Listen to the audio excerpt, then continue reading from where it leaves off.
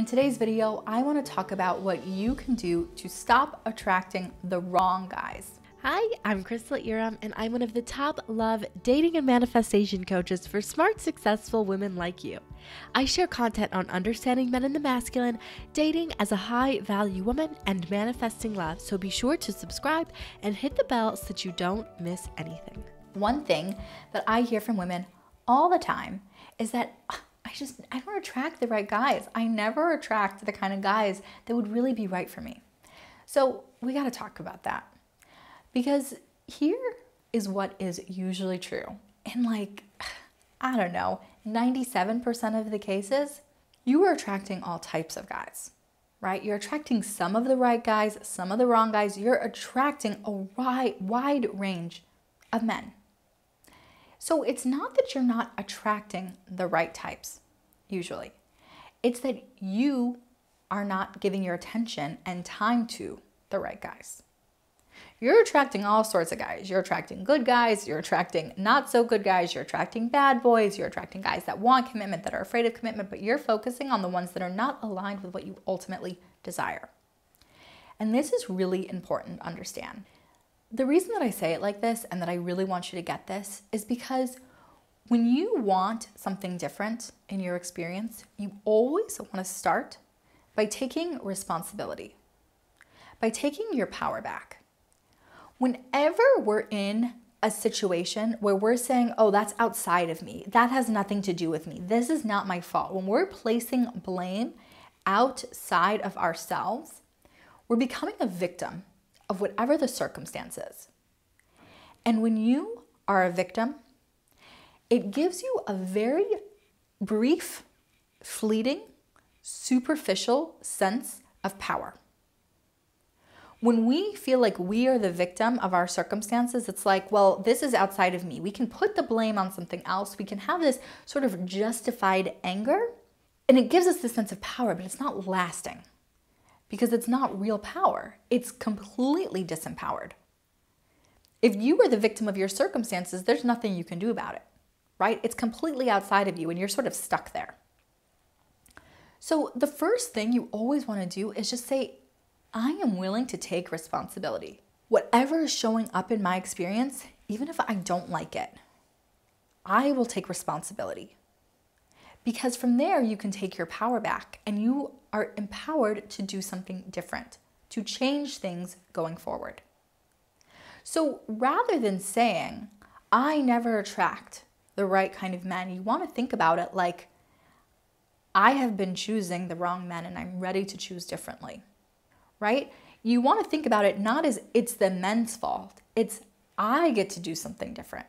And it's not about blaming yourself to make yourself feel bad. See, because sometimes people will hear this and they'll sort of take it as a way to make themselves wrong or bad or punish themselves. Don't do that. That doesn't help you either. You get to have love. You're completely worthy of love. You're already enough as it is. And if you're not getting the results that you desire, you get to do something different. You get to choose differently. So what you want to think about is first, what is it that you want? So I have a free workshop that is really, really good. And I walk through my whole formula for magnetizing love. You can sign up for it at magnetismformula.com and I'll link it below. But in that, I talk about one of the core steps, which is really getting that clarity on what you desire. Okay? And clarity is so important because it's making it easier for you to sort of sift through this is right for me versus it's not right for me, right? It works on a very practical level where you can say, if I want someone who fits into this specific thing and I meet someone who I like and I feel chemistry with, but they don't have that, I can say, no, they don't fit into what I'm really looking for. And I have a very specific way of approaching this. This isn't about saying he has to be 6'2" and he has to drive this kind of car and go to this kind of college. No, none of that. This is really going to get to the essence of a relationship and what it's actually going to take to create something lasting and loving and wonderful and epic. You start out by having that clarity, and it works on that practical level, but it also works on an energetic level because it's like you're saying to the universe, this is what I want. I know I don't have to make the person, but I'm going to have that clarity. I'm going to tell you what I want because there's things outside of me that can happen that I do not have to have control over, right? It's like things can line up in your favor. So you want to start by having that clarity. What is it that I really want? What makes someone the right guy for me? And then you have to ask, what am I attracting? What's currently showing up in my experience? Here is something that I see all the time. Women will actually be attracting and meeting someone who fits fairly closely into what they want. But they meet those guys and they say, he's too nice. He's too boring. I just don't feel enough attraction. Now, it is very important to be with someone that you find interesting and that you feel attracted to. But if you find that what's showing up for you is that you're meeting people that are too nice or you're bored by them, there's a problem. And the problem is not to say there's something wrong with you, but there is a problem with the way that you are choosing and the way that you are focusing on people. And here's what I mean by this. If people who are kind to you, people who show up consistently, people who treat you really well, if those people are boring, it's because there's a problem with your love blueprint. So your love blueprint is basically your subconscious thoughts, beliefs, ideas about love, about men, about relationships. And we all have a love blueprint, okay? And it's formed basically between the ages of 0 and 7. The main part of it is formed. And the thing about your love blueprint is it becomes the way that you view everything. It becomes the way that you view relationships. It's as if you now have a particular lens and everything is filtered through that lens. That's your love blueprint. What happens is that our definition of love or relationships can become very skewed. Our definition of love and relationships may not be true love or healthy relationships. So let me give you an example of this.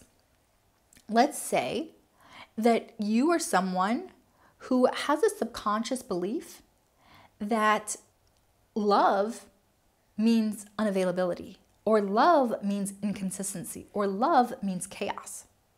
Now, this is very common if you grew up in a home with a lot of inconsistency, or where one of your parents wasn't available to you.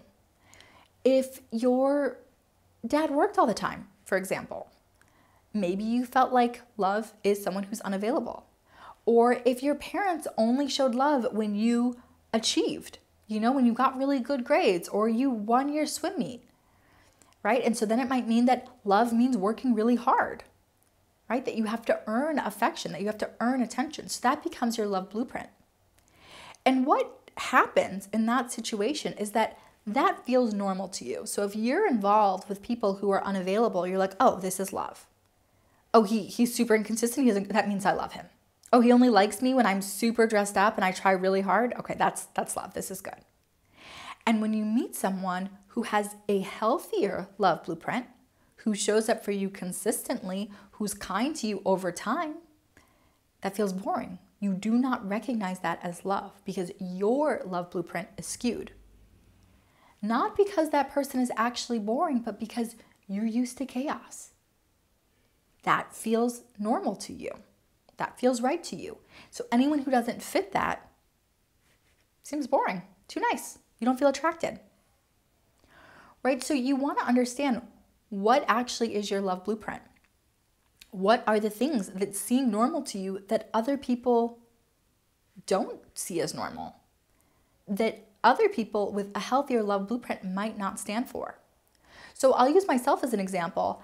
I am someone who had a love blueprint that said that people who were unavailable, that was love. Whenever I met people who were really consistent, I thought they were boring. I was not attracted to them. So if this is you, I totally have compassion because I went through the same thing. And I had to recognize, no, there's something wrong with me. I am taking the wrong approach to this. If I hadn't done that when I met my husband, I would not have connected with him because he was very consistent, he was very kind, and he was very loving. If I had met him when I was 19, I would have been like, oh, this guy's so boring. What am I going to do with this? Right? Because it was boring. It wasn't chaotic. I didn't have to chase him. There were no games. That's what seemed normal to me at the time. So I really had to do some upgrading of my love blueprint so that felt right. it didn't feel boring. It felt really good. And I was like, oh, of course.